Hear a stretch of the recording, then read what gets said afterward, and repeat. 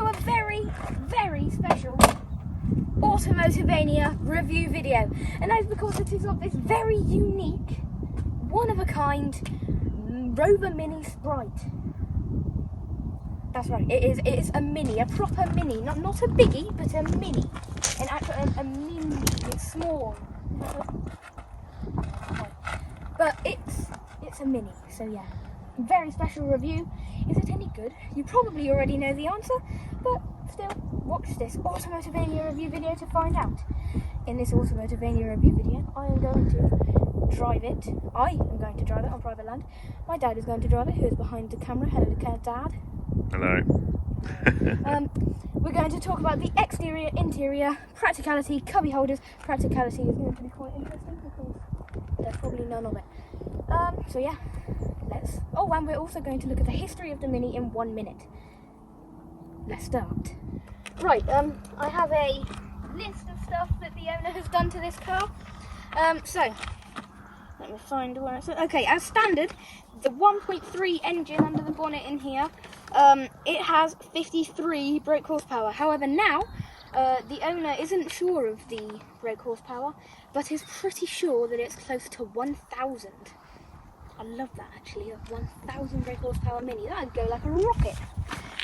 Next thing, the owner has upgraded 13-inch alloy wheels on here. They're not the standard wheels, but they are upgraded ones that look really, really cool. They go great with the grey colour because they're very, very shiny. Don't know if that's just because it's been washed. Round to the back, the next thing the owner has done is put a exhaust on called a Maniflow exhaust. I'm not really sure what that does, but it's made by people called Maniflow It'll UK. make it a bit noisier. Okay, thank you, cameraman Dad. It makes it a bit noisier. The next thing is the whole interior. If you'd like to show them, cameraman Dad. The whole interior is new. Nothing original in here, apart from maybe the indicator stalks. And the dash. And the dash. Well, I was told. And the climate control aircon system. Right. I was told Handbrake. that the whole interior has been changed. So yeah, very different interior. Talking about interior, let's move on to the interior of this car. Hello. Right, let's look at the interior. We've said a lot about it. These bits and a few other bits on the dash are probably the only standard things in this car. Handbrake as well, I think. So, these cars are really, really customizable. So you could have it just like this if you wanted, or you could personalize it to however you want. So if you wanted it original looking, you could fully restore it to make it look original. If you wanted it pink and shiny, you could probably have it pink and shiny. However, let's just go over the few basic things. You would have it pink and shiny, wouldn't you, Scott? I would not have it pink and shiny. Yes, you would. You'd have it pink and shiny, right. Door handles that go like that are very, very strange. I'm not used to them. Never used one of them before. That's what you pull to shut the door. This is wind down windows. If you want to see another car that has wind down windows and maybe 14 plate. Yeah, a 14 plate. It made me very, very sad that it had wind down windows. Then there will be a link popping out somewhere in the screen. Just click on that and you can go and watch that video. Okay, carrying on. On the bits here, we've got hazard lights, fog lights, thing, and whatever that is, climate control. And yeah, it's all very, very retro. And I like it very, very much. So now, let's have a look at the practicality, which is going to be very, very entertaining for you because cameraman Dad is going to try and get in the back of this car. Right, let's move on. Let's look at the practicality of this car. Now this is going to be hilarious because you're about to see a 5'11" grown man in the back of a tiny Mini. Let's meet him. Hello, Dad. Hello. Yes, I have no headroom. No leg room. I hope they still want to change gear. Yeah, this is all very bad. It's great. It's cosy. If you want to store Oompa Loompas in the back of your car, then Exactly. it would be okay. However, you're not an Oompa Loompa, so there is not a lot of space here, is there? There's loads of room. What more do you want? I like a bit of headroom and a bit of leg room. Well, you're fine then. Okay. Being 3'2". I'm going to keep you in here because it's funny. And look at the boot. I said I'll keep. Oh, You'll need the key. I will need the key, won't I? Okay. Let's look at the boot. Meanwhile, you can just admire this wonderful number plate while Dad gets the key. Oh, here's the key. Right.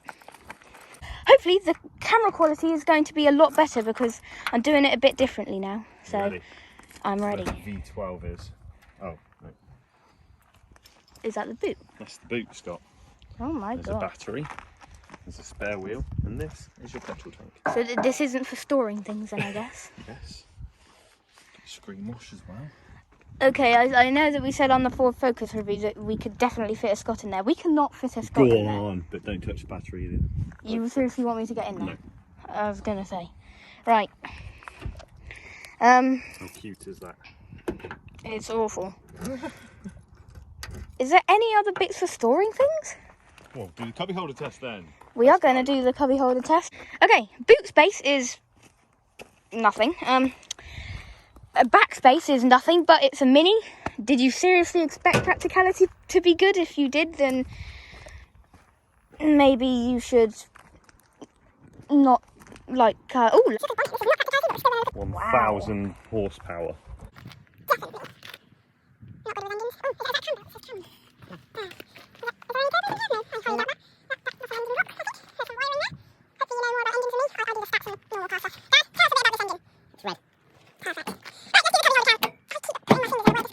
Okay, let's count cubby holders. This is probably going to be a very short part of the video, but let's do it anyway. That's not a cubby holder. This could be the That is the glove box, but he hasn't put the lid back on. better than the iGo. That doesn't have a Oi. glove box. Glove box? If you want to see my review of the iGo, again, there is a banner popping out in the stream. Just click on that and watch it. Can you count? That is it. Oh, what about Yeah, it's a cigarette. When you used to Ooh, smoke back in the days, little cigarette okay. ashtray. So that How many quids are in there? Nice, we'll take those. there's £1 and a few peas. Right, that's 2 so far. This is going to be the worst of in the back. Oh, hello. Look at this. That's huge. I'm impressed now. Right, I kind of want to count that as 10. So, we've got, oh, hello train. So we've got 1, 2, 12, 22. But you could also interpretate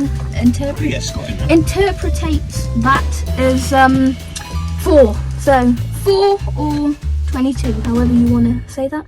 That's what it is. Let's move on. Right, I'm going to try and give you the history of the Mini in 1 minute. Starting in 3, 2, 1, now. Made in either Birmingham or Cowley here in Oxfordshire, the Mark I Mini came about in 1959 when the British Motor Company wanted to create a small, cheap and economical car due to a fuel rationing crisis. It was sold with either a Austin or a Morris badge. These cars were sold until replaced with the Mark II Mini in 1967. In 1969, Mini actually became a brand in its own right. Then the Mark III came in 1970, Mark IV in 1977, and in 1984, the 5 was released, where it became the Rover Mini in 1986. 1990 to 2000 was when the last proper Minis were made, and then BMW bought out the Mini brand name and sold Pacemans and Countrymans, Clubmans and Hatches and not at all Mini Minis. I managed to do it in 1 minute. The whole Mini history. Well, not the whole.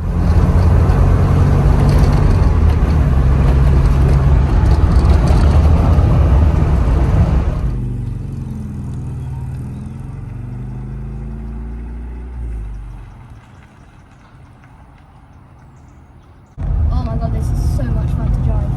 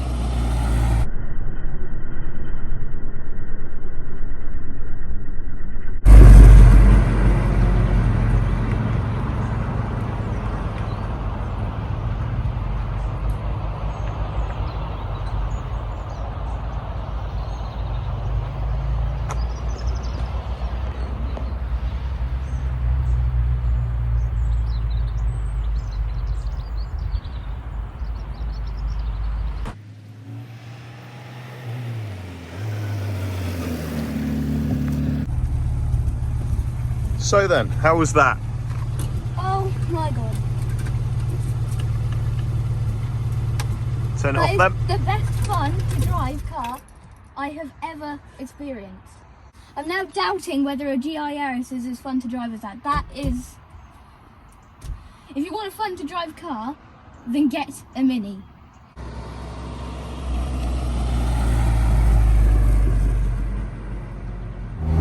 So then, we have to have the windows open, so I'm going to speak loudly.